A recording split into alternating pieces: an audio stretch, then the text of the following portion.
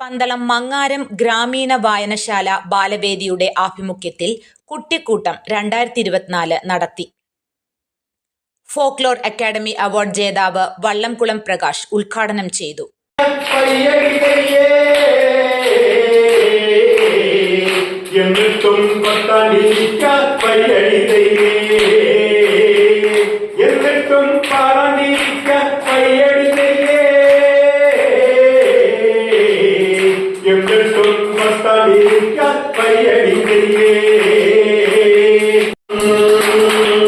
ഇനിയുള്ള കാലം നമ്മൾ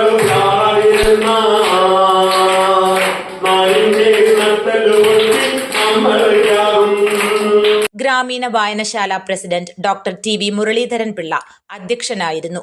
പന്തളം നഗരസഭാ കൗൺസിലർ രത്നമണി സുരേന്ദ്രൻ മുഖ്യപ്രഭാഷണം നടത്തി.